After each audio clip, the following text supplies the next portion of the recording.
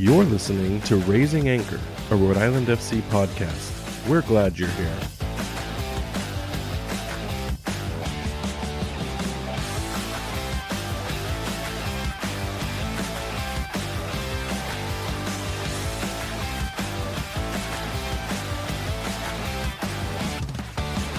Hello, and welcome to Raising Anchor, your podcast and source for all things Rhode Island FC. I'm your host, Matt Entrican, coming to you on Thursday, February 8th. We'll go over activities the club has been up to, from new corporate partnerships to charity telethons, and even updates about Tidewater Stadium that maybe, just maybe, can be the final time we have to talk about. We'll share what we've learned from Rhode Island FC's 3-1 loss in its second ever scrimmage in club history against MLS side Orlando City Soccer Club, and what they took away from the match as the club continues its preseason training with their first game just 36 days away. Joining me to talk about all of it is co-host Jason Carey. Jason, how is it going? Doing good, buddy. I appreciate your optimism there in the intro, thinking that somehow this is going to be the final time the stadium is brought up. Wait a second, hold on. That's a blue card right there. I will not have you causing dissent in my intro. You're getting a blue card. I know that we don't purposely bring it up because we're not those type of people, but when it is in the news, we'll bring it up. But we'll literally be at the game watching them in Tidewater Stadium, and there's going to be people who are like, "Oh, the stadium." It's never going to end with those people. You mean they're going to be at the actual stadium and not content No, where they're sitting? They're gonna be in their house on Facebook. Oh, you know that those people don't go outside. I mean, listen, I don't want to get into it just yet because I think it's a little bit further down in what we're gonna cover today. But I do agree with you to the sense that there are going to be groups that, you know, never forget, never forgive. It's a very Rhode Island way of approaching things that you disagree with in this world. And so, you know, all I can say to that aspect is I won't care because I'll be, to your point, at Tidewater enjoying our club do its thing. So I mean, I hear you loud and clear. Part of our job is to report these things, you know, just it's the good and the bad. So I will always try to be as positive as possible, because otherwise, if we start only being negative and, you know, depressing people when they listen to us, there's no point in doing this, right? Because I imagine people choose to listen to us because they want to be entertained. And if all we ever say is, stadium's not getting done, I think people are going to turn off, you know, the podcast pretty quick. Yeah, speaking of which, so let's move on here. Great transition. The best transition. So did you see that inaugural countdown on the website? You know, I did just see it right before we started recording. It's going to make my life really easy because every recording we've done, I've had to go back and count it's almost like I have an abacus and I'm counting and scrolling how many days, like I'm moving my calendar, and then I'm thinking, okay, if I'm in this day, is that +1 or is this day of? Math was never my strong suit. So now that the club has put a countdown on, it makes my life extremely easier. So thank you, Rhode Island FC, for taking probably one of the most difficult part of writing show notes out of the equation. Did you paint your abacus blue and amber? I mean, it was an imaginative abacus. It wasn't a real thing. Now, I mean, listeners, if you have an abacus, send it my way. I will paint, or you can paint it for me and I will use it. But it was just an abacus of the mind. So let's get into this. We've got an action-packed episode to go over. And I think the biggest news to kick things off, besides the countdown, single tickets are finally on sale. It has been a moment in completion. It has been coming since what? I can't even remember now. When did we do the ticket controversy pod? That was what, August? Like a year or two ago? I think we've only done like 30 of these so far, so that's factually incorrect. But I don't even remember when I spent money to buy season tickets. It's been that long. I'm not complaining, but you know, single tickets have been the question we probably get asked the most is, when will they be available? Can I get any hookups? Will there be any discounts? Can I buy more than one single game? Can you find me one for the Derby? Like, that has been, outside of the insider group that's asking me more deliberate questions about things they want to learn about the club, tickets have been probably the loudest question. And they're here. They're here so much that the club took out an ad on the front page of the Providence Journal today to advertise as such, which I thought was super cool. We shared it in the social media today.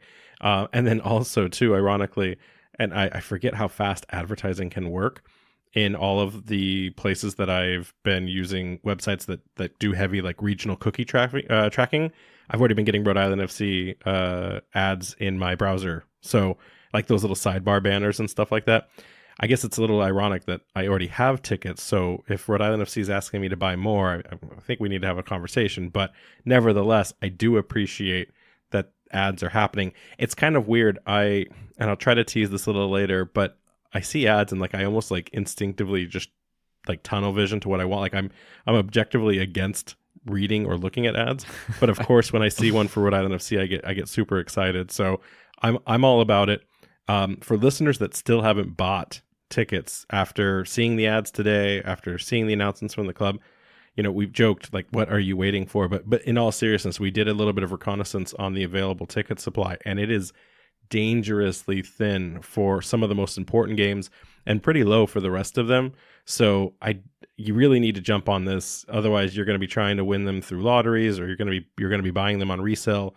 And that's not a fun time, right? So you can still get tickets the standard way of going to rhodeislandfc.com and going to their ticket space.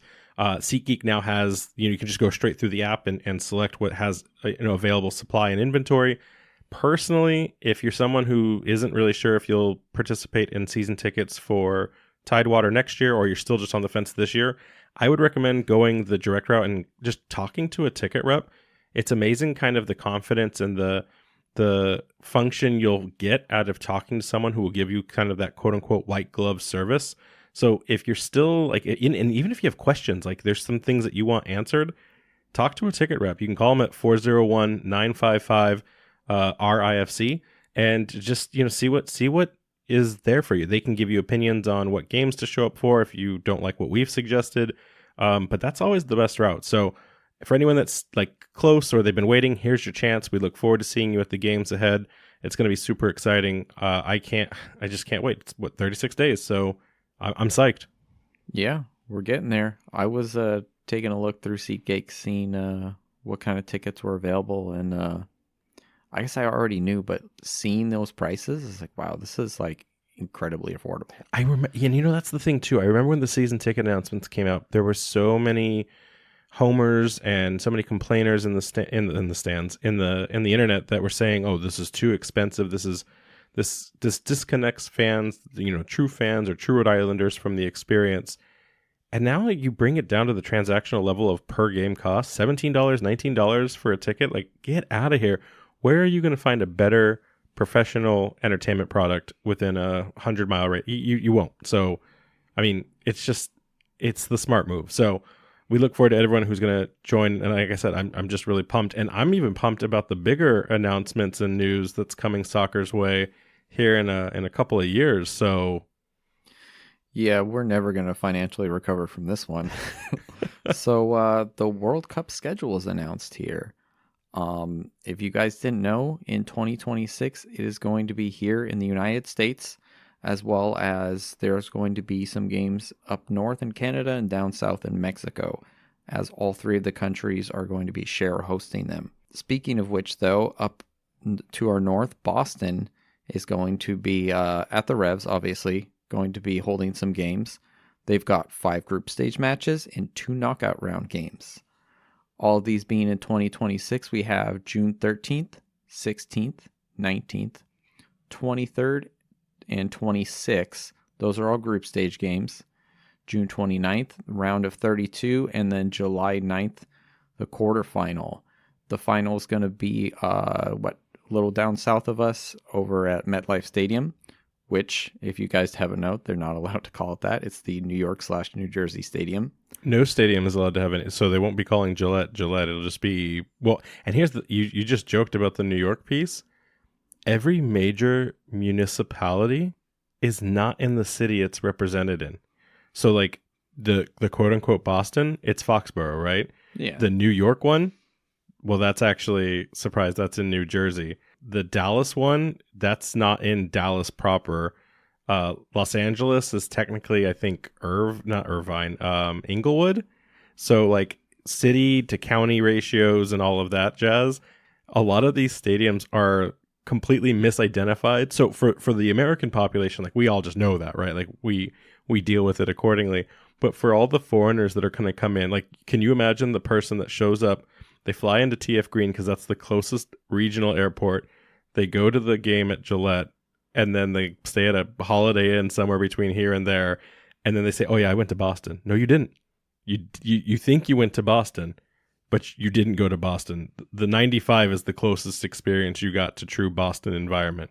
That's insane that how many places we're basically lying to the rest of the world about where our stadiums are. Unless you pre-plan ahead your city to build around a stadium, it's just unrealistic.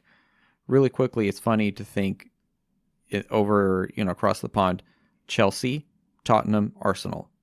Those are all London teams. But the way their naming conventions work, those are the towns. So those are like suburbs of London and where they play. But, they don't call them the London Spurs. Right, but they knew then that identity with that many clubs in that space, like you couldn't fight for the heart of London. Like I guess Manchester's probably the worst example of that because that's where there's evidence that clubs went at it and did exactly that. And there's other lesser teams that aren't in the EPL that are also part of the Manchester space, right? So I completely agree with you. I just think it's fascinating that you say that in a space that what England is. The UK is the size of, I forget, it's like maybe Maine. It's not very big. And, we have all this land, all of this space in America. And as we've built out and we're a much newer country altogether, we didn't get our stadiums in the right positions. Unlike Rhode Island FC, whose stadium is going to be in Rhode Island. See, we didn't call ourselves Pawtucket FC for that very reason. We nailed it. We set out a very easy objective. Put it off the board. We got it. Nailed it. But anyways, back to this World Cup schedule here. So no American group stage games will be over here on the East Coast. Those are actually all on the West. Is that not crazy? I saw that and it was like, are you kidding me? Like every game, and someone was like, for travel and for ease of scheduling, like, we're in America and we're only recognizing the West Coast gets immediate access, I should say, to the USMNT games. That's insane. I wonder if there was some more thought put behind that we just don't know. I wonder in terms of population, who watches soccer. Does the West beat us out on that? I don't know. No, it came down. I know what it came down to. There was a report from, I think, LA Times or New York Times that the stadium situation in Los Angeles was they had initially pulled out.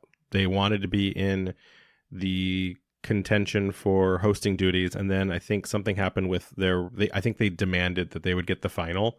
That wasn't going to be offered to them, so then they took their ball and said, well, we're not going to play.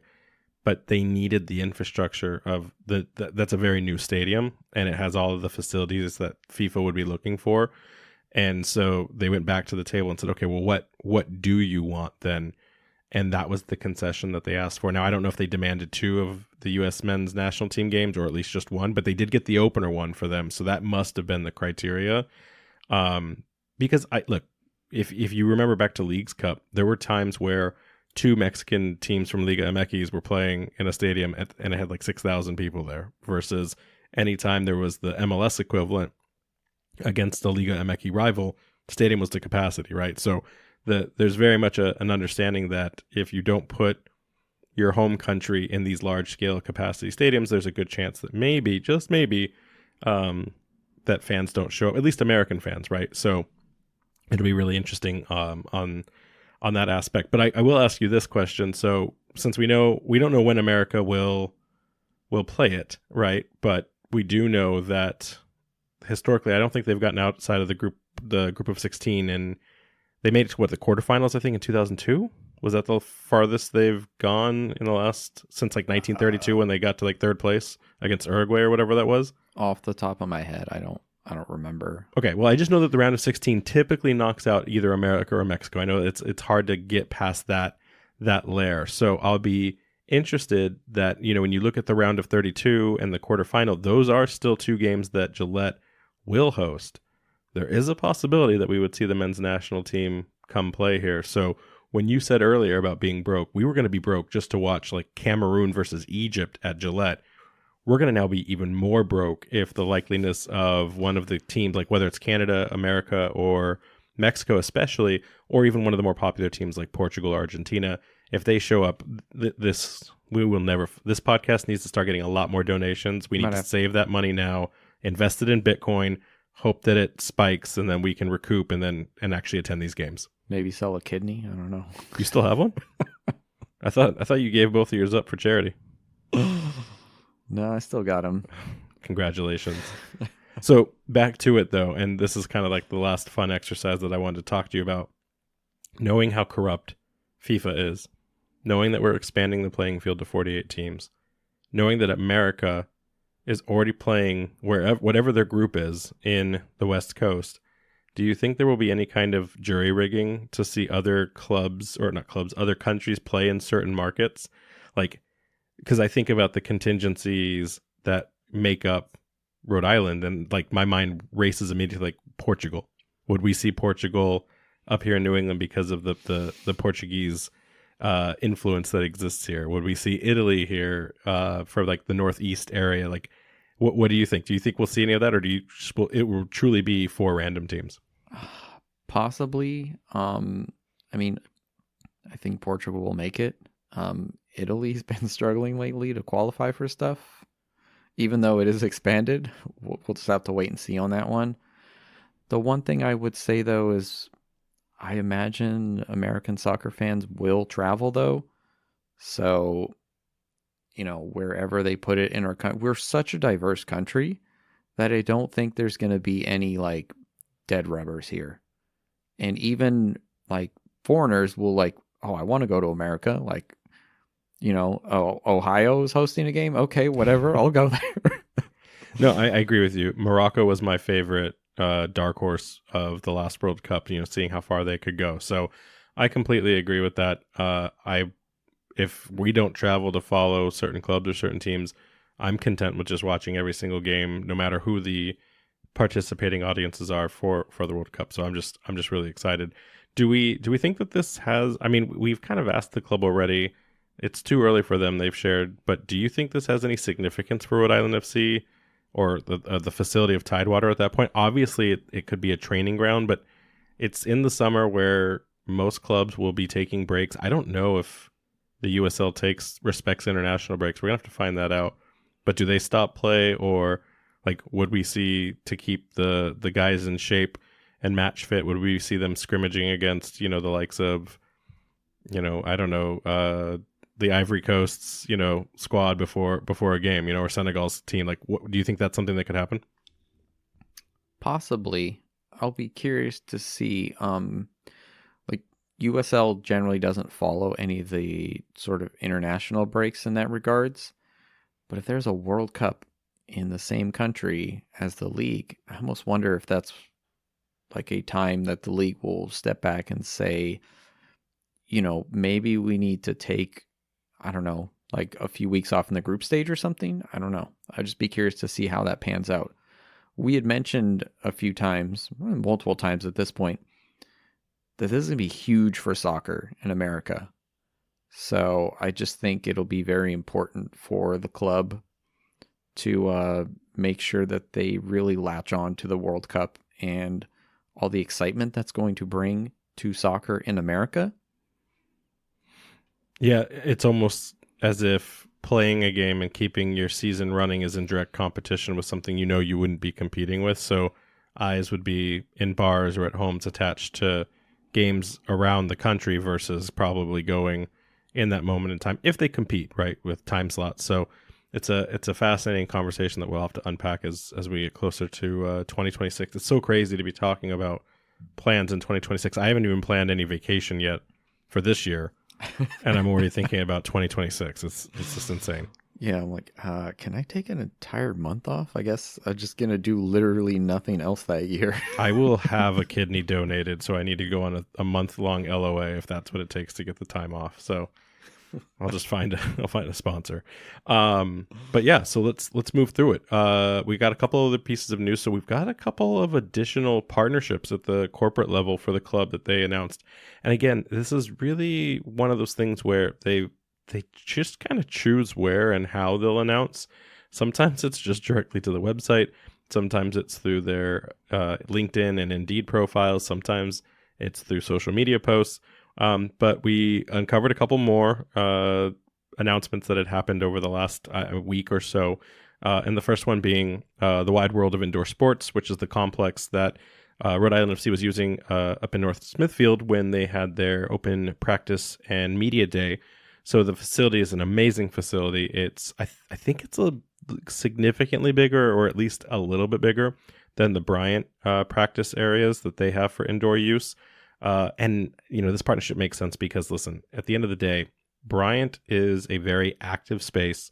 We saw that during the departure for the guys leaving to Florida. We saw tons of college athletes coming and going, using multiple avenues and spaces within the facilities there. So it's a cohabitated and shared space. It wouldn't surprise me if this partnership manifested due to the needs of, sometimes they probably just need to stretch their legs, get out from the Bryant facilities and have some private sessions. They haven't been able to practice a lot in the outdoor space, which Coach kind of shared was a big opportunity and one of the key components of going down to Florida to practice and do their preseason scrimmages. So I can kind of imagine that this is more of a transactional partnership. And then, of course, just bring awareness that there's a facility in North Smithfield where athletes, fans, and youth can go and practice their trade. Yeah, with our inclemental weather here, I imagine it makes sense to have somewhere you can go to make, to just get some practice in case it's not so great outside. It makes me still wonder if long-term strategy, if the club will set up a partnership with their own facility, whether that's let someone else buy it, build it, develop it, and then outside of the times and days that Rhode Island FC needs it, they can co-opt it and source it to other groups, or if they'll have like their own facility just in general, or if they'll always just rent and borrow other spaces. Obviously Hartford built theirs out of a need, so I wonder if we'll do the same in the year or so to come. So interesting. And then on top of that announcement, not to belittle Wide World of Indoor Sports, but we got the big one. Rhode Island FC went out and they did it. Oh yeah, boys, they got it. Dells, the 75-year-old and third-generation family company, will be the official match day presenting partner for July 5th. Okay, so let's unpack that. That was a really weird way to say they're a corporate partner, and then they called out one specific day, right? So they're not the corporate partner for all days. They're only specifically right now announcing that they're the official match day presenting partner for July 5th. July 5th is going to be one of the hottest games of the year. I mean, I know technically it gets hotter into like almost August, the first week of August, but that's going to be a day where everyone's going to show up. We're looking for outside activities. I'm saying it now. Dells, they need to give us all free frozen lemonade, just the way that 7-Eleven does free Slurpees on their namesake day of going on July 11th. We need to make this a national holiday in Rhode Island. Free Dells, 7-5, only at Rhode Island FC's game. Calling it. How good would the RAFC kit look with a Dells logo in front of it? Oh my gosh. I don't think Dells has enough money. Yeah, I don't think they have the pull for that, but it would look great. So you won't hear about this until next week, but we did sit down and talk with Breeze Airlines. Had a really great conversation about the future evolution of their sponsorship and work ahead. So we'll share that in the time to come. But I do know that the contract and the money that they're spending, I just don't think that's Dell's money. Having said that, though, how much money do you think a Dell's cart generates revenue-wise in the summer? Oh, it's just a money printing machine, isn't it? But like quantify it for me. Like, how many dollars is a little bike cart, not the full truck rig, like just a little cart with the umbrella? How much money is a Dell's cart bringing in the summer? What does the Dells go for these days? I never even ask. They just like say, give me money, and I have like a 5 or a 10, and if they give me money back, I tip it anyways because it's like that college student, like I'm trying to be charitable. I have no clue. Yeah, there's certain things in life that you just buy and you don't question the cost. You're just doing it. Let's just throw out a number. Let's say it's $5. $1 $5 million. Okay, great. $1 million per cart. $5 a cart A day? I don't know. I don't even know how much their frozen lemonade, like, I don't know how much inventory that those things can carry. Like, they could just run out of supply for the day, right? Oh, is there a Dell's Reloader that's driving around and hitting? There has to be. There has to be. Like those airplanes that attach to other airplanes to refuel them? You're getting ridiculous. I'm going to say that those carts per summer, they have to pump out like 20 grand. A day? Or did I say summer? I meant per month. Oh, okay. I thought you meant per day. Oh, no. Maybe I was just out of it. I'm good at math, but I need pen and paper. You need an abacus too, my friend. Okay, moving on. The big question. So now we've got California Taco, we've got Stackhouse, we've got Dell's, food-wise. What's missing from the Rhode Island Hall of Fame concession-wise? Just like a general support of hot wieners.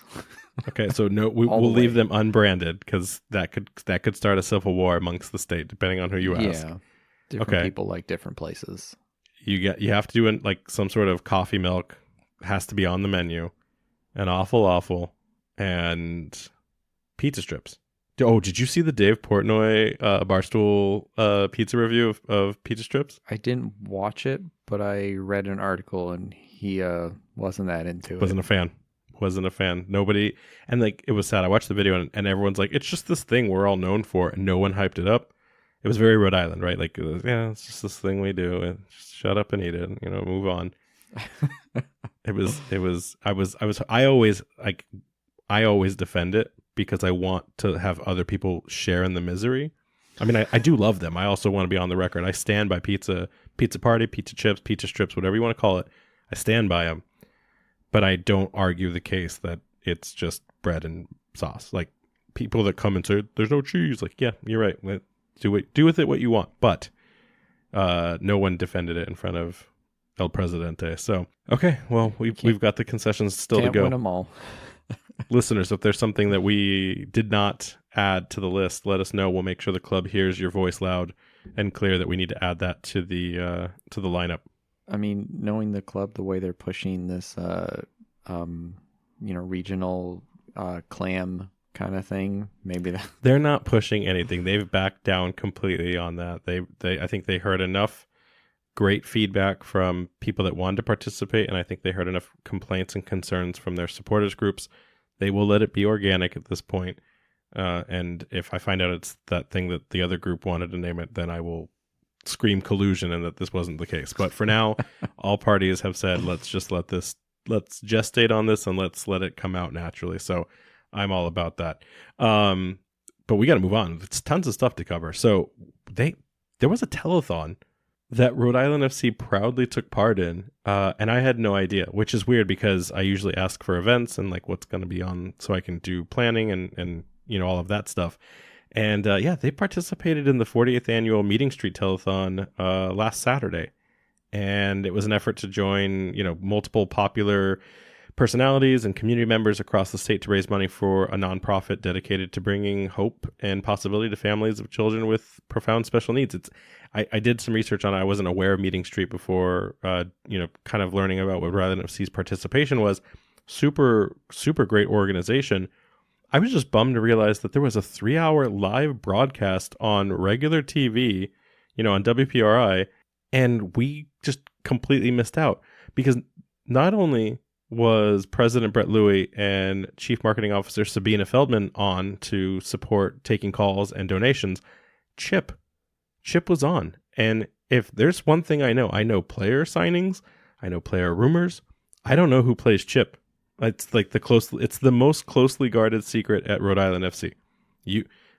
Congratulations to that. You will never find that out. You have a better chance of like robbing Fort Knox than you have of learning this person's true identity.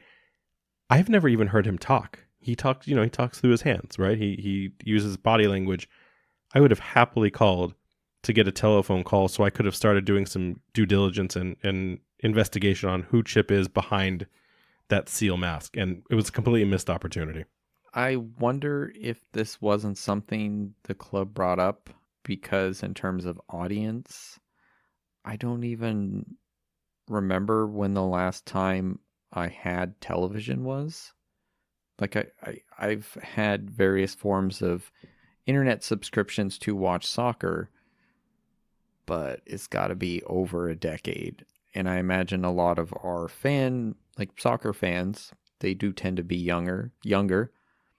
Do they have television? Do they watch television? I mean, it would have been great to know. I don't ever broadcast what my personal lifestyle choices are and assume that's others. You know, these could be people that still live at home where there is TV, right? Like you never know in any of those cases. I'm sure if we did a demographic pool on like our Google Analytics, I'm sure it can give us like age ranges and all of that stuff. All I'm saying is that they went and did this. They generated almost $640,000 in donations, which was incredible. But if they told us that, like I would have called just to mess with Brett and Sabina. We're like, hey, I'll donate, $20 right now if you tell me who the next signing is.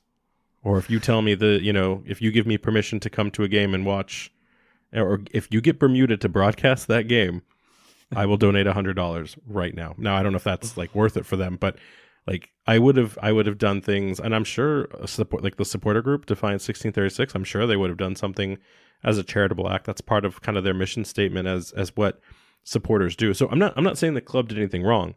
If anything, I'm just saying we could have done some more to help. Like I could have broadcast this here on the podcast. I could have put social media out there.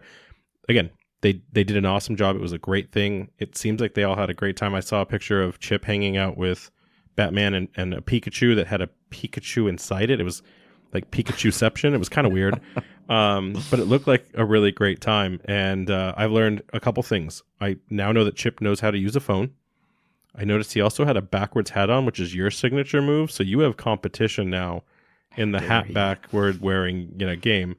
And I've also learned that our club just continues to do really amazing and charitable things with the group. So for the next one, for the 49th annual meeting street telethon, I hope we get to help contribute and donate and maybe get fans in the supporter group behind it as well. Because if it's for a good cause, that's like literally why these groups exist, why fans care about stuff like this. So just really great to see.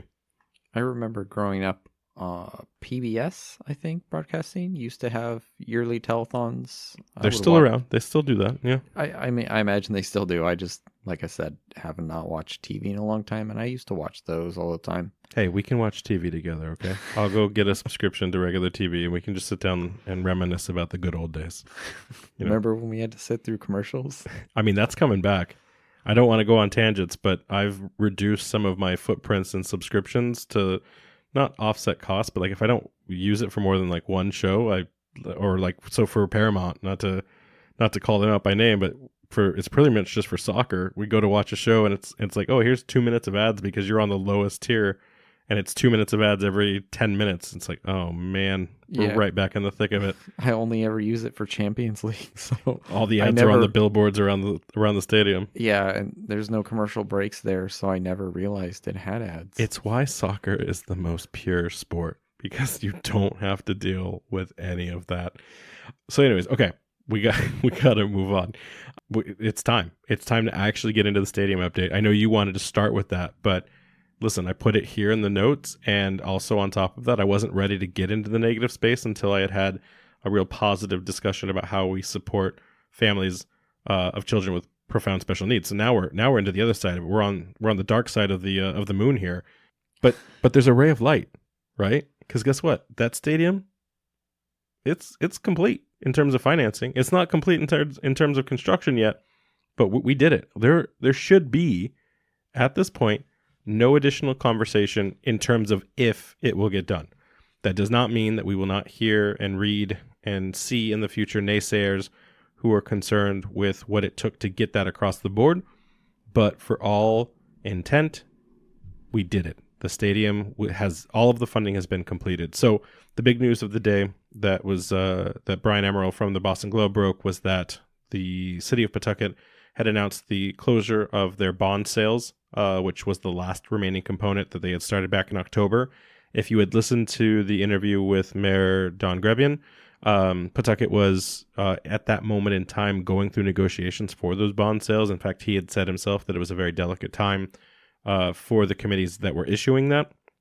And whether you call this bad news or just good news that it got done, the main talking point in the article, and I'm sure we'll hear about it more in the months and years to come, was that the bonds were issued, but because of rising lender costs, inflation is still very much a real thing. The rate that they were hoping to capture was increased by about 2%. So instead of a 5.5% increase, or not increase, but loan rate, the interest rate was actually 7.5. And as a result, that took what they had projected would be either somewhere between a $36 to $48 million commitment to sell the required assets to cover the $27 million bond issuance. The price tag on that's going to now come up to $54 million. So we've increased those costs again, and those costs are what has to be paid back over that 30-year issuance.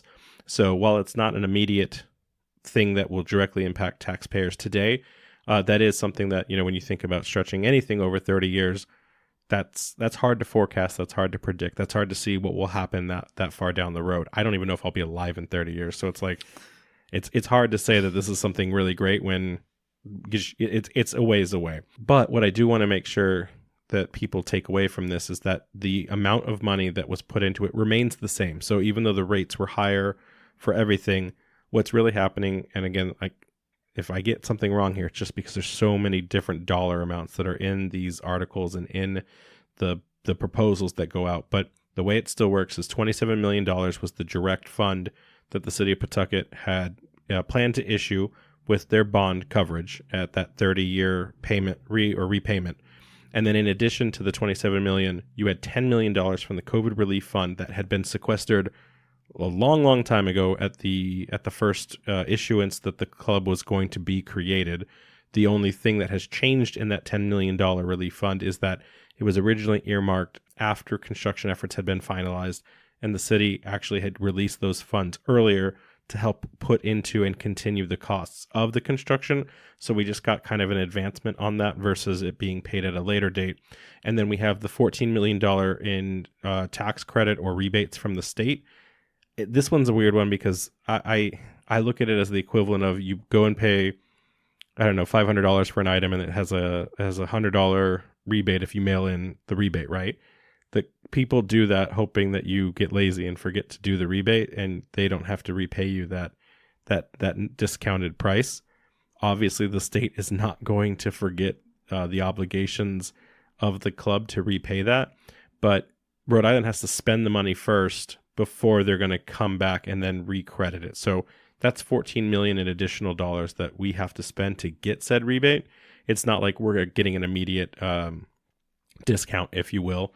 So that leaves Fortuitous and all of the founders and owners of the club, as well as the Tidewater project, to continue to pay the gap of what is left from that space, which is about $54 million that the city, state have provided. So with that, Fortuitous has put together the $50 million the plan that will cover a majority of the rest of the $110 million finance requirements. So there's a little bit of a gap there. But again, Fortuitous and Rhode Island FC have already announced that there is that mysterious angel investor who will cover any other gaps in the club. So basically all of the money is locked and secured and the commitments have been made.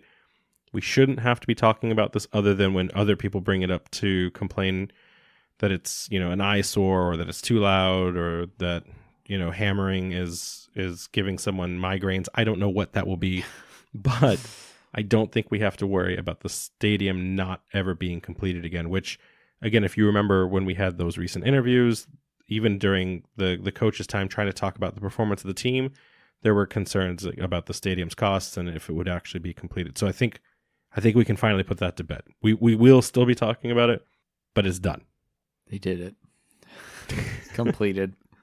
Maybe we should put some sort of donation, charity penalty for any time one of us brings up the stadium, even as a joke. We'll have to explore that as so throw a nickel in a jar or something. It's gonna have to be more than a nickel to make this a serious charitable donation, but we'll figure that out. If I had offline. a nickel for every time. All right.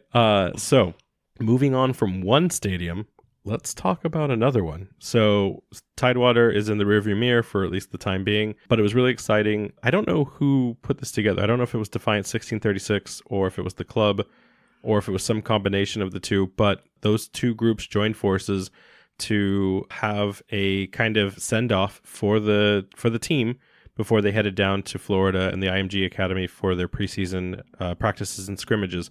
So they invited fans out to say goodbye to the players at Bryant University on a somewhat brisk morning that then turned into afternoon. The time kind of kept changing there, but we showed up and we saw a ton of, they want to be called 36ers, by the way. I thought it was like Defiance people or DeFi's. 36ers is apparently the name. So there was a bunch of 36ers as well as some other fans that had caught wind, and they had lined up outside where the bus was going to load, and they were banging on some awesome new drums. I've never seen drums that nice, by the way, ever, but they were banging on some drums, waiting for the players, screaming that people had jerseys, people had signs, and when the players came out, they started collecting autographs and pictures. Some of the players didn't get the memo, and they just like kind of went straight into the bus, because no one told them like you're going to do this and then you're going to do that. And then when coach realized that not every player had gone, and it wasn't intentional, right? It wasn't like they were trying to like separate themselves. Coach said, hey, like these are the lifeblood of this team. Let's go out there. Let's make sure that all the fans, get whatever they're looking for, whether it's just a hello or a signature. So all of the team came out and interacted with all of the fans that showed up. And it was just a really cool experience. We didn't get that because we were busy interviewing people in a very noisy hallway.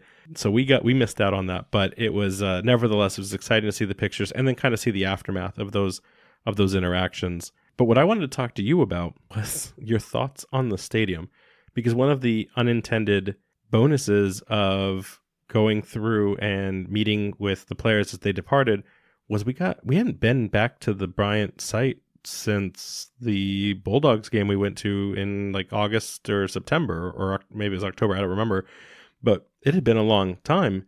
That stadium is coming together very quickly. Yeah, it's looking good. Like you said, we have not been there in a while, so we took a quick little tour, walked through the parking lot, and saw the new stand. I honestly was a little surprised. I didn't think it was going to be there, but then also knowing how long we have till the season, it makes sense that it's up already. Yeah, I was thoroughly impressed with the amount of infrastructure that was put in place. I really appreciated it as the Defiance group walked through. One of the first concern they had was that because it's still also a football stadium use, the goalposts were up for the standard kicking of gridiron. And like you saw those yellow posts right in front of the 36ers support section, and they were like, those are coming down. And I just leaned back and teased like, no, they can't get rid of those. Those are permanent. And they immediately was like, wait, what? We have to cheer and behind these monstrosities. So those poles will be coming down, was what the club had let us know. But then it was also great to see the way the field had been, I guess painted is the right word, or I don't know what they did for the AstroTurf, but it didn't have all of the grid lines. And once you saw a lot of the fans that had shown up kind of noticed that too. One of the other big concerns about, we're going to be a soccer team on a football field. No, it's as best as you can make a pitch look. It was pretty spot on. I was really impressed with the amount of work that went into the whole stadium project so far. Yeah, it's looking really good for a temporary home. I think there's not going to be much complaints, if any at all. The only thing I'll say is that if the Defiance 1636 is as loud as they intend to be, those stadiums stands, I'm sure they're to code, I'm sure they're to compliance, but like, oh my gosh, those things are going to be rocking. That's all I can say. So I challenge that group to bring the thunder, bring the noise, because it's going to be an exciting time. The one thing I did want to talk about, though, is we were working with some of the club officials were there as well, and I think one of the biggest questions I'm going to have about stadium operations with Paul when we get him on the podcast is the parking situation. Defiance kind of identified their lot that they're going to be allowed to have their pregame celebrations, their partying, and kind of just their general hangout space. It wasn't where I thought that they would be getting set up, which isn't a bad space, but I kind of thought you would want, and please, Defiance, don't yell at me when I call you this, but I kind of thought you wanted the cheerleaders at the front or in a space that, could get other people excited. Like, this is what supporter culture looks like. This is what being a fan of this club means. And maybe they're going to repurpose that area for other things like tents or vendors. Like, I don't know the entire vision yet. We'll wait to see what that is. But I kind of had anticipated, because in most stadiums, one of the entrances, if it's a multi-entrance facility, is usually completely taken over by the supporter group, right? It's like, whether that's their unique entrance or that's just their space, it's always like one of those, just completely dominated spaces for them to be in. So, we'll see what happens. Maybe I'm wrong, but seeing where they were positioned, which was a little bit further south and a little bit further away from the main entrances than I had anticipated, especially when you know that a lot of fans are going to be like kind of gravitating from the main campus or from the auxiliary parking lots. It just seemed like the spot that I would have not put my best and most passionate fans. But I digress. In Paul Byrne, I trust. So we'll go from there. Any other kind of takeaways before we move on? Just real quick, I think part of that is just them dealing the cards that they have in their hand. I imagine they probably would like the 36ers to be a little closer, but that lot there off to the side, is going to serve the purpose for the year that we'll be there. So I think it'll be fine. So now we have an opportunity to share a quick few segments of interviews that we got with with a player and Coach Kano that we were able to pull aside as they were walking out to the bus. I will warn everyone, the audio is not great. We almost thought about not adding this in and paraphrasing and just kind of reporting on it. But let's be honest, you guys want to hear from the source of truth. You don't want to hear it from Jason and I. So we're going to give you the best possible audio we can on this. But for those of you listening on headphones, I would definitely just be prepared for some spikes and some sharp sounds, because it was a very noisy corridor where we interviewed Coach Kano. And before we jump into it, I also want to give credit to Sam Minton from the Blazing Musket. He was on site and we were taking turns asking questions of Coach. So the other voice you'll hear is Sam's from the Blazing Musket. So here you go. I mean, Coach, just overall in general, can you just kind of talk about, how preseason's been going, and also, too, just opportunity to kind of go to some warmer weather and face some, quality opponents? Yeah, it's been going good, Obviously, we're a new group, so we wanted to get them together a little bit earlier and as early as possible. So they're gelling. I think the personalities are starting to come out. Like, they've been a bit shy, so they're all good guys and nice guys. So you're starting to see the lighter side of them coming out now. So as a team, they're gelling well. They're buying into how we want to play and talking a lot about it. Obviously, a lot of room to grow. But yeah, this would be a good opportunity for us. We talked about coming back a better team than we left. So that's the goal of the trip, is to go down there, and that's all components of being a team. It's on the field, it's off the field, being closer, being better friends and teammates to each other. So that's the goal of what we are trying to accomplish. So we talked to them about, obviously, the club invested a decent amount of money in this trip, so that's the least we can do, is come back a better team today when we come back than we are today. Coach, you're obviously a veteran of the USL, but this is your first chance to build a team from net new with a brand new preseason. What are some things that have surprised you in starting this whole project as a preseason effort? Yeah, it's always challenges, and it's always going to be something that you've never thought of. As much as you try and plan for stuff, it's always going to be something that's going to come up that you never thought of. So, we just try to keep the small things small and really focus on the things that matter. So it's been challenging, and not being able to be outside. We've only been outside 3 times. So we've been indoors. So that's probably been the biggest challenge, that we can't really do stuff in big spaces. We've been doing stuff all in small spaces. So obviously be a real good opportunity to be able to get outside and do stuff in big spaces. Just kind of overall in general, there's a few comments on some players. Can you just kind of talk about, guys like Connor McLean and Gabriel Avalos, just what they've been able to bring to the team and what you've noticed about their kind of play style? Look, all of these guys that we brought here, they're good people and obviously good players, so obviously unique in everything that they do. They're all different players, different people, but for the most part, we wanted to build a team with a lot of USL Championship or higher experience, and we feel like we've done that. So we feel like we have, obviously we're a new group of people together. But we feel like we have some really good USL Championship experience in our group and some higher. Coach, you've played on some smaller spaces with some of the limitations with indoor practice. What are the things that you're looking to really expand upon when it comes to getting out in the open grass in the field? Like, what are some of the objectives of the team to accomplishing these scrimmages at? Yeah, we talked a lot about, obviously what we want our identity to be without the ball, and being able to win the ball back quickly and be aggressive and put teams in uncomfortable positions. So we feel like we've accomplished that. But obviously now I feel like we need to grow as a team is in possession and our ability to be patient and really create some quality goal scoring opportunities. So that's what we need to do. And, I believe you talked about before, but can you just kind of talk about, the striker position? You have a lot of great players. What's it like to be able to have that competition, but also does it kind of make your job a little bit harder, weeding out who's going to eventually get in the starting 11? Yeah, I mean, those are good problems to have. Goals win games. So we have enough goals up there. We met with the attacking group the other day and we told them to look around the room and look how many goals are sitting here from last season and other leagues in our league.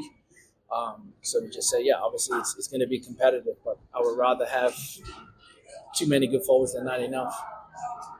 I think we. Just one more question, specifically with Doyle. Can you just kind of talk about the experience that he brings, obviously from overseas, and just maybe what you've noticed about his game specifically?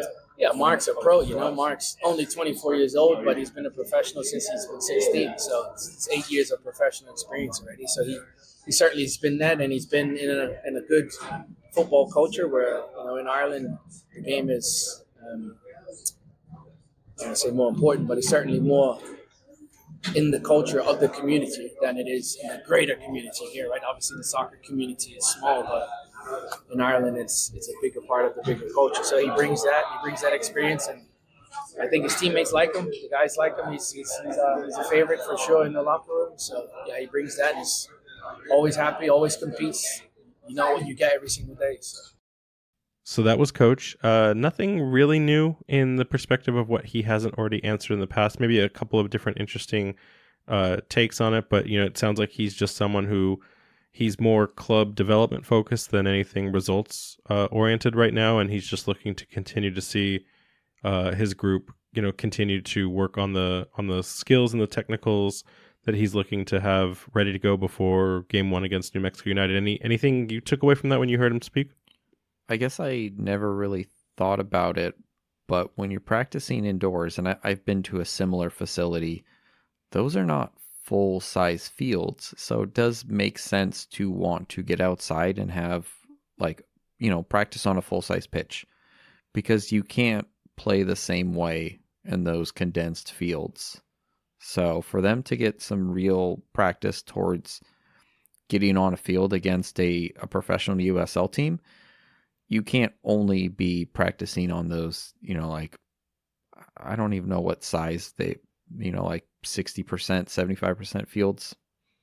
Yeah, and especially if you watched, Doyle in his time in Ireland, or if you watch any of Sadie's highlights, those are both players that like to really stretch the field and go, wide. I think even Mark said it in his interview.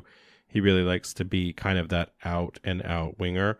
So that's a great take. I also remember too, and we heard it afterwards when some other people had confirmed the alleged scrimmage that had happened last week, that one of the key notices that Rhode Island FC showed was that they were still playing very compact and tight. And that probably is a result of, at the time, just, limitations of the environment that they could play in.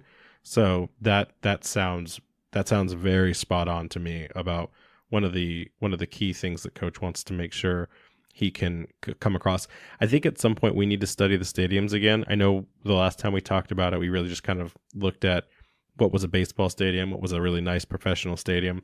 But I think we should probably go back through and especially when we start doing the predictions, we should understand what those dimensions are and if that plays to the strengths or if that hurts the team based on their style of play, because I have no idea what width requirements are in the USL space. Obviously there's a standard minimum, but are there ways that clubs can just go wider or longer? That's always decided by the league, so we'll have to find out more about that. Yeah, we'll have to look into that. I think length is the same, but you can definitely, certain teams like to play wide, certain teams like to play more narrow. So That's just one of the cool things about soccer is that there are some differences from stadium to stadium. And then we are excited to bring you a couple of minutes of time talking to Stephen Turnbull. Again, the audio is not great because of this corridor we were in when we tried to interview. So we hope you enjoy. Obviously, we'll try to get better sounding interviews in the future when we talk to these guys. But Stephen was really great in how he had some conversation with us. So here he is. First question: how are you transitioning into Rhode Island? How's the move been? How's the weather? How's all that going for you? Yeah, it's been really good. Honestly, I like Rhode Island a lot. I think it's relatively similar to where I'm from. It's not too far. The move was a little hectic. Just trying to get all my stuff from my apartment in New York to down here. So, but my family helped a lot. So I had a lot of hands on deck, and they made it really easy for me. It's been really cold, to be honest. I wasn't expecting this much snow. I think in my first week here, it snowed more days than it didn't. So, that was pretty crazy for me. We do get snow in New York, but I feel like, it's been a while since I've seen snow, and I've seen a good amount in my first weeks here, so which is good. But yeah, so far everything's been great. People's been great. Team has been great, so I can't complain. One of the marquee moments of your acquisition to the club has been your MLS presence and veteranship. Can you talk us through, a lot of concentration and discussion has been around that tenure, that time. What's it like transitioning to USL now at this point? It's definitely different. I think when you look at it from the standpoint of, where the leagues are, it's a little bit of a difference. Obviously, the USL is making its, growth in the direction of where the MLS is. And there's always going to be challenges with that as a player. I think when you come from that level and the way that, some organizations are ran at that level, and then you move to, the USL level, it's a little different. And, there's challenges that come with that. And there's also, really good things that come with that, because, maybe you go from being a small fish in a big pond to going to a smaller pond and being a bigger fish. There's pros and cons of it all. And I think for me, it's just really about embracing, the pros and letting go of the cons, and just kind of enjoying the moment and just enjoying the year. It's a good opportunity for me. Obviously, I got some good game time in the MLS, but now it's a different pivot point for me where I can focus more on myself and growing as a player and playing key minutes and being involved in key games and being a key player and all the things that I wanted at the MLS level, is what I feel I have the opportunity to get. Obviously, it's too early. We're still in preseason, but watching your games with both MLS and the New York City FC2, you're very comfortable both in the offensive third and in the defensive shape. What would you say that you're bringing as your unique additional flair to the style of play the coach is trying to create here with Rhode Island FC? I think for me, something that's always been my strength is, my ability to do both.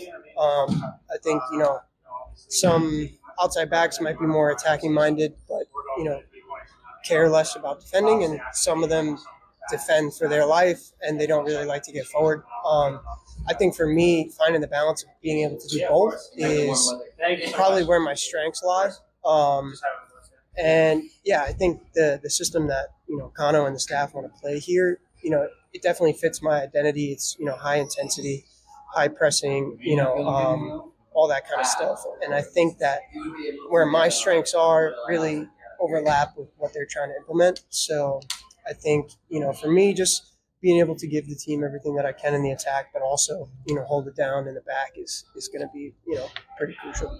And what do you say to anyone that is, considering USL, Rhode Island FC, this is a brand new club, there's a lot of expectations. What do you tell the people that don't know what we're going to look like when it comes to game one and the season as a whole? It's tough. I've had a lot of friends, reach out to me and say, hey, how's it going? How's the team looking? How's this? How's that? It's hard. It's really early. We're just kind of getting started and really, starting to play games now and, put things together and stuff like that. You have trialists who come in, they leave, new guys come in. It's, in the first few weeks, maybe the first month or two, it's kind of like a revolving door of players and different things like that. So I think it's tough to really say, what it will look like. But, what I can say is that it's really trending in the right direction. And, we're making steps every day. We're going down to Tampa. We're going to be there for 2 weeks. I think this 2-week period is where we're going to see the most growth in the entire preseason. So, it's like an exciting time for us. And, I wish I had a definite answer, but, it's just, it's just going to take time. Only time will tell. So that was Steven. Steven, by the way, I asked him, is it Steve Rooney, Steven? He very clearly said Steven. So, yeah, and that's important because, like, if someone called me Matthew, I would give them the eyebrow. So I respect that. What did you think of Steven's interview? Yeah, it was good. He's a nice guy. Good chance. Nice talking to him. I'll be curious to see what he looks like out for there. I'm not too familiar with his play. When I've seen highlights of him, it is like 90% of him attacking. So when he said that he is well-rounded and good defending, I'm looking forward to seeing that. It must be hard for a defender to show quality, highlight reels of tackles, of stops, because so much of what your play is just how you position to force the, incoming offense to do what you want them to do, right? So that's just got to be, for some video editor, that's got to be the most difficult job in soccer, is how do you make a defender look really, really good? I think it would just require someone with a high soccer IQ who really can look at it and say, oh, wow, that was a really good play. But even then, it's not going to be exciting for the general purpose.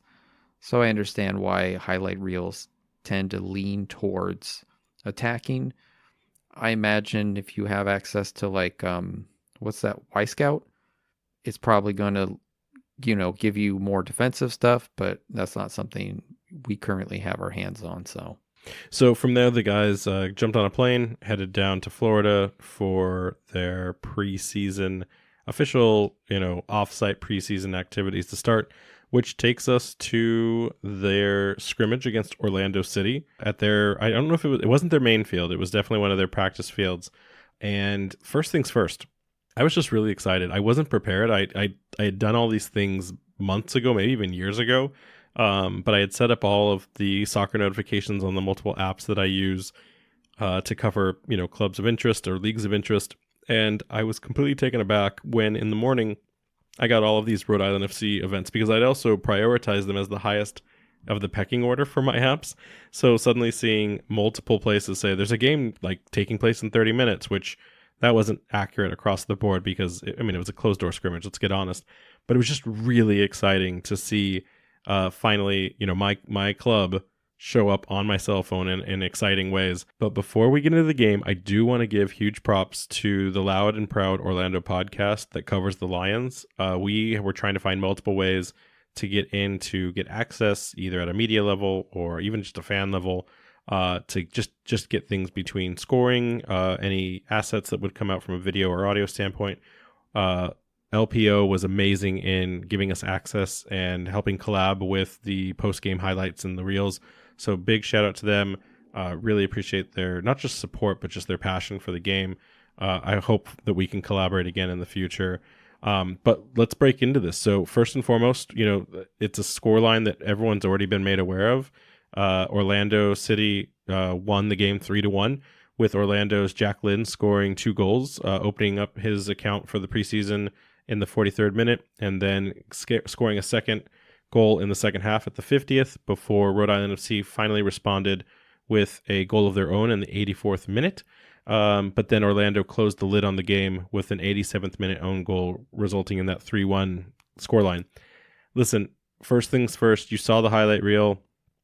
I know we talked about it a little offline. What were your thoughts after watching what we could see, which was also, let's get honest, a very heavily skewed Orlando highlight reel? Like, what were the takeaways you could get from that? So technically it's 2-2, right? We just scored one of the goals in the wrong net. But yeah, you're right. Going to do great this season in helping me break down games. I love it. Fantastic, right? This is your preseason trial too right now. I mean, I'm working with a highlight reel here that was shot as a very interesting angle and was very, very pro Orlando. So like it was good to see our guys out there on the pitch, but for me to like read into anything from that, it's hard to really tell what was going on there. There were a few that they did show us, send a cross into the box and attack it, but just didn't result in anything. There was one play down the wing that looked promising, but the Orlando, I assume the fullback tackled it, kind of stopped it. So you're not already grabbing your pitchfork and saying Kano out? No. I was honestly waiting for some troll from somewhere to throw that into the socials. I was ready with an answer. I was going to say hashtag Kano Stout, and someone get that man a Guinness and let him enjoy the rest of his day. I can't wait till one of the local breweries makes a Kano Stout. That'll be a good one. But listen, I agree with you 100%. It's really hard to have meaningful takeaways. So some of kind of what I had in that space was I noticed that a lot of the highlights had attacking coming down the right side of Orlando's offense. So that tells me that the likes of Jojo Quezera and Gabriel Alves were probably put on assignment for the day if that much pressure was coming down that right side flank. So I also noticed that they did make some inward cuts, but it looked like a majority of their goals came from like 1-2 combinations back down the other side. So that's, take that for what you want for the 6 versions of the same cut we saw. And then on top of that, from talking to people that were at the game, we learned a little bit more about kind of what went into the space. One, I think it's important to note that we didn't get blown out for the game, right? So they fought back. They clawed one back, which, you said 2-2 as a scoreline, but if you remove that 87th minute own goal, it was basically a 2-1 scoreline, which is respectable. Garbage time goals don't count. That's respectable in any league. So I'm just proud that the club was able to fight back in that moment. But some of the things that we did learn. So one, it's also worth noting that Orlando City kind of had not their second squad. It was second squad heavy, but it was a mixed influence of kind of that roster depth that the club would need for their own campaign. Now, what's important to take away from that, though, is that would still be the same kind of caliber of team we would expect to play for a game like the Open Cup, right? Where that's exactly what you would see a Division I team play as a majority of their reservists or their bench warmers, and then bring in a couple of those sprinkled senior or veteran players. So this is very much within the caliber of play we should be expecting. This was not like some academy beat up session, and so really proud of the club, and I'm also really grateful for Orlando giving the club that chance. But then in the spaces that I was able to learn from talking with people on site, there was a couple other things. So one, it was definitely a tale of, mixed lineups again for each of the 45s. It wasn't as much as the alleged scrimmage where they were completely different sets. There were absolutely players that did get extended minutes that stayed on. I don't know if they played the full 90 or if that was some sort of version of like 60-minute runs. But some players are already getting stretched for their fitness and their match health, if you will. So that was good to hear. And then we also know that there was a lot of promising attacks from Rhode Island FC. While the scoreline is the scoreline, one of the media from Orlando had said that there were multiple instances where Rhode Island FC just looked good, but they hit the crossbar. Apparently, we hit the crossbar a lot. I don't know if a lot is twice or if it's once or 16. But apparently there were multiple opportunities that Rhode Island FC just couldn't get the ball, into the net, as if the crossbar itself was kind of like that 12th man for Orlando. So that was interesting to hear from the Orlando side. And then when I asked if they could give me some references on like what players stood out, they had they had printed an image of the roster as it was. I don't know if it's from the website or they got it from somewhere else, but it had really blurry pictures, they said. And so they said that the center backs looked really good. All of the center backs that came on, they had a lot of grit, and they showed up really well in that space, but no names. And then they did say, though, specifically they called out Amos Shapiro-Thompson. They said Amos showed up really well. And then they said that one of the wingers also did some extraordinary gameplay. At that point, that kind of tells me, we have a lot of winger representation now. I don't know if that was Doyle. I don't know if that was Fuson or Sadie, but they said that one of the wingers definitely was putting in some work against the Orlando City side. So I thought that was really good. I tried to ask, and this is the only kind of controversy part that I can say. I tried to ask them if they could identify the lone goal scorer for Rhode Island FC, and he said, he was honest. He's like, listen, I can't. From the distance I was at, I couldn't really make out all of the players, but from who I saw, it didn't look like a player on the sheet that I had. And so he asked me if the club had brought like any trialists, and I said, well, yeah, there are some unannounced people, and there could be other trialists on site. We don't, I don't know that as the podcast guy, but he said that it wasn't someone from the paper that he had printed out, but he also said that he could be completely wrong because it was hard to identify that. I did ask the club if they could confirm that, and the club respectfully said that this was a closed door scrimmage and that they would be keeping this under wraps for the time being. So unfortunately, I don't have more to give on that. It wasn't a definitive player that I could say today. We know for sure who it was that scored, but similar to the alleged scrimmage to our less than best in the West, I will tell you the same thing when we allegedly won that game and now we definitely lost this game. It doesn't matter. These are just moments in time for this club to come together. You heard Coach say it himself. His objective is that this team becomes a better version of themselves than before they left. And it's moments like these that will help them bond, help them gel, and help them come together as a club to support each other and become a successful winning side. So like, to me, I'm happy that they got moments.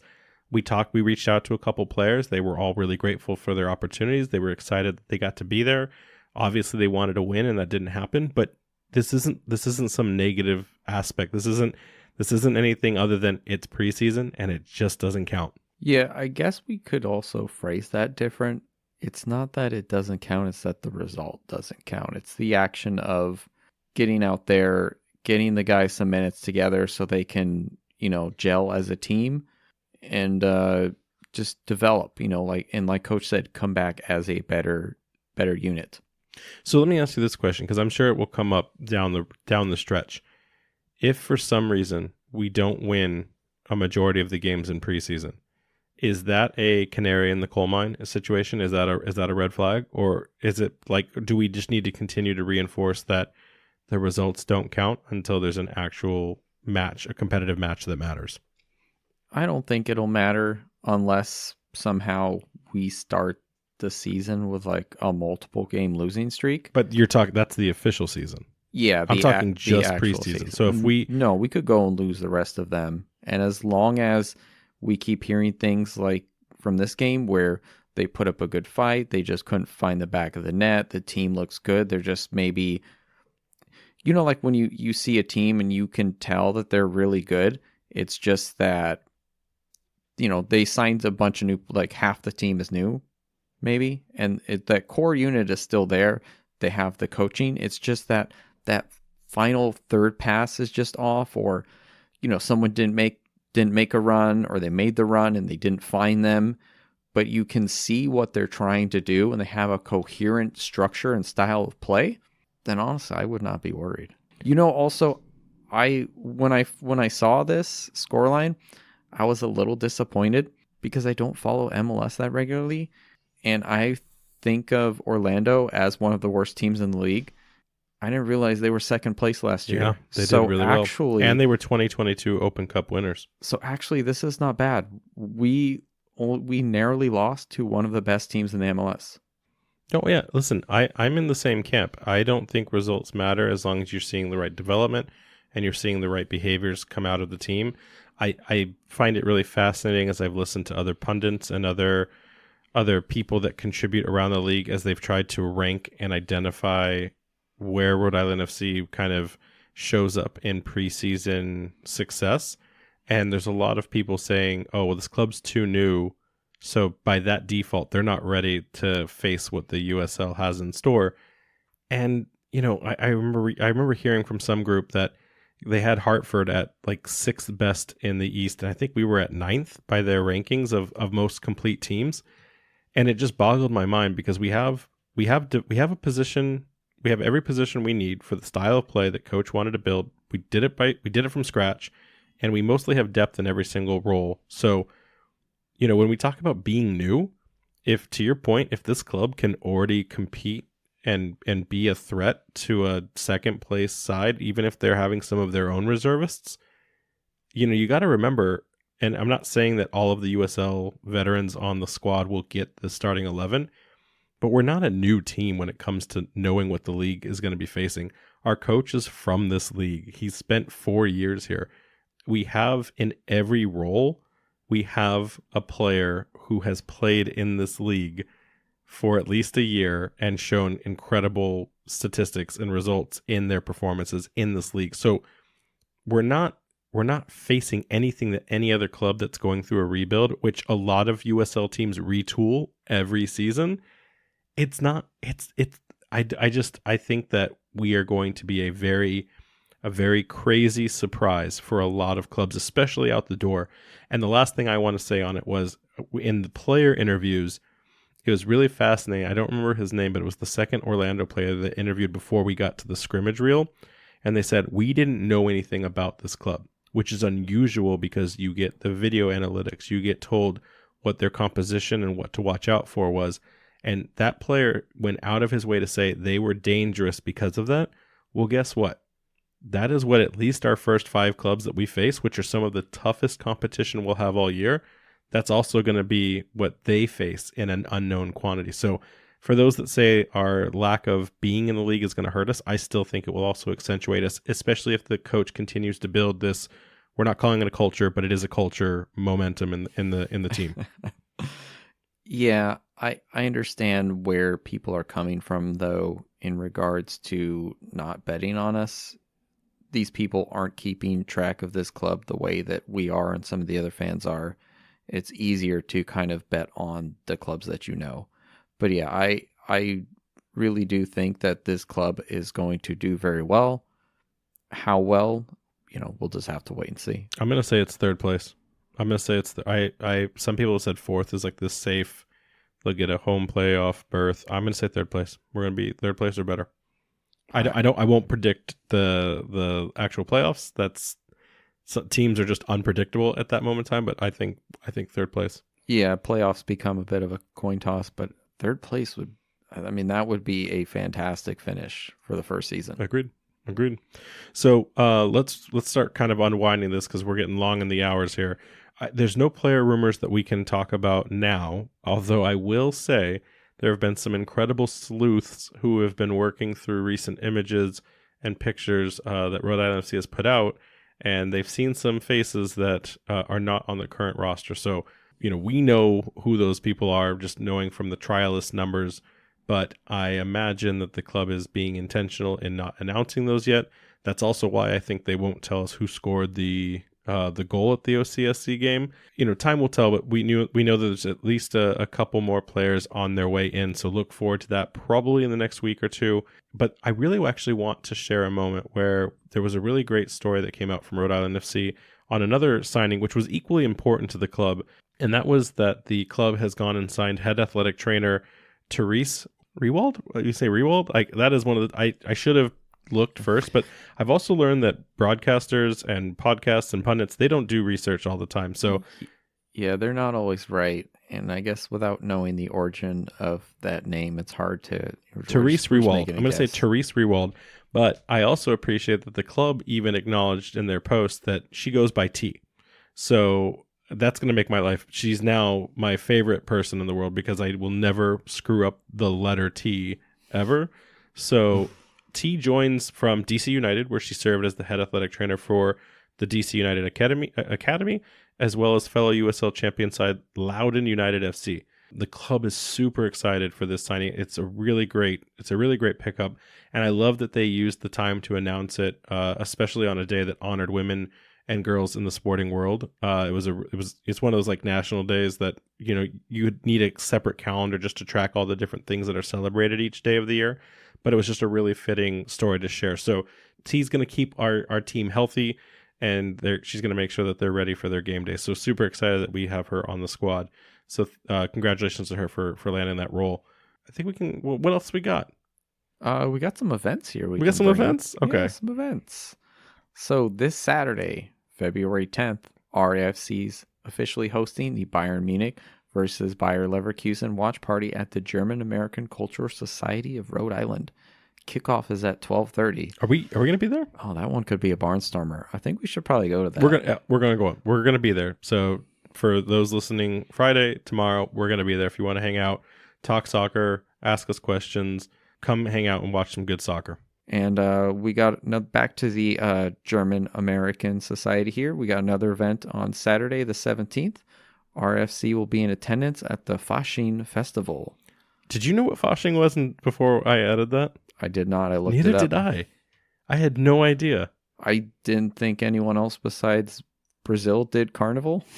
Yeah, so for the uninitiated, Germany celebrates Carnival the same way as Brazil in a festival of sorts. It's not exactly the same, but it's called the Fasching Festival. And I looking at pictures both for what the GACSRI will be doing as well as like what it looks like in Germany itself. It looks like an incredible time. I'm kind of bummed that we found out after it was already sold out. Like, it was really sad to have to put out in the notes, like, yes, they're going to be there, and unless you already have tickets, you're not going to be able to attend. That was the saddest part of that announcement.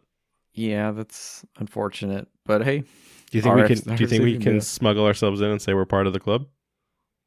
Maybe, I don't know. Let's do it. Have our Fasching outfit underneath. We'll see what we can do. And then anyone flying to Bermuda anytime soon? Streaming's not looking good, but remember, those matches are going to be on February 24th and the 27th, respectively. So if something happens, we will let you guys know. But right now, maybe not. Again, Brett, I would have donated $100 to allow someone in the club to just put a camera on a tripod and I would have donated that. So that was a lost opportunity. What's the flight range of a drone and how much do they cost? If you have to ask, you can't afford it. I will say also, though, just to kind of make sure that everyone stays updated, on top of the Bermuda games, Rhode Island FC will be taking on a to-be-determined club in the next couple of days. We're assuming it's on the 10th because that lines up perfectly with their next match in Florida, which is the New England Revolution 2 on the 13th. So every 3 days, give the players a little bit of chance to rest and do regen and continue their training before they head to the Bermuda games. And then, of course, on the back half of February into the first weeks of March, they'll be playing 2 additional games, which we're hoping to be a part of with Providence College and New England Revolution 2 again. So more to come on that. All right. And the unofficial fan meetup has been set for March 2nd at the Guild. Still a to-be-determined time. But if you want to come out, meet some other fans, the club, the 36ers will be there, and just, have a good time, the Guild's a good place to be. Can't go wrong. What do we got listener question-wise? All right. And superfan Tim here wants to know, which Paw Sox mural are you going to bid on for the home studio? I love that. This is such a good question because there's been such a definitive line of, like if you're Tidewater, you're anti-McCoy in this whole space. Listen, the correct answer is Wade Boggs, whether because of the legend of who he was, or you've seen the episode of It's Always Sunny in Philadelphia where you try to do the Wade Boggs challenge on a plane. So in that spirit, I want the Wade Boggs one. And then if I could go so further, I would then add renditions of the Always Sunny in Philadelphia cast around him. So, I would not deface the preciousness that is the Wade Boggs mural, but then I would have adjourning or adjacent ones of each of the Philly cast members so that it could just honor that effort. So Wade Boggs is the number one, but I also assume that's probably going to be one of the most popular ones to grab there. So do you have a take? I mean, I would go with Wade Boggs as well. I recognized a few other names there, but since I'm not a baseball game, the fact that I recognize those names, that mean they are big baseball players. So those are going to go fast. If I had a choice, Wade Boggs, obviously, for the It's Always Sunny nonsense. So you're saying you have to go for a more obscure, lesser known player who was maybe big with the Paw Sox, but not didn't make it big in the professional leagues. So you're saying Dick Pole. You got to go with Dick Pole. Did you know that Nomar Garcia Parra is married to Mia Hamm? I did not know that until you said it. I wonder if we need... So there are members on Rhode Island FC's team that are in direct working relationships with the U.S. women's national team and the USSF and all the alumni like Mia. I wonder if we need to almost like tell her that it's there and then have Mia like go buy that and then bring it into Rhode Island FC or just take it home for her husband. She needs to know. That's a fascinating fact, by the way. Yeah, but that's all we got question-wise for this week. Oh, I have one last question for you. You got another one. So Valentine's Day is between now and the next podcast, so it's coming. What's the best Valentine's Day gift you could ask for? For me? Just in general. Oh, You can make it about yourself if you want to be selfish, but I mean, I don't usually get Valentine's Day gifts. Wow, way to call me out on the podcast like that. I'll get you something nice, buddy. No, listen, I'm helping listeners. This isn't for you. You made this about yourself. Classic Jason. Well, obviously you want to get them an RAFC jersey. No, you want to start with single tickets for you and your loved one to go attend a game in the near future. That's the best Valentine's Day gift you could ask for. Yeah, I just didn't have the foresight to see that. But you know what? If you can't afford a ticket to a game, you know what's better and it's free? No. What is that? Rating and subscribing to our podcast on whatever social media platform you listen to it on. Got him. But seriously, for everyone that has a loved one or celebrates, have a great Valentine's Day, and we'll catch you next time. Take us out of here. All right, you guys can catch us on Twitter, Threads, and TikTok at RFC Podcast, Instagram at Raising Anchor, and we have a website, www.raisinganchorpodcast.com. Anchors romantically up. Anchors up, buddy.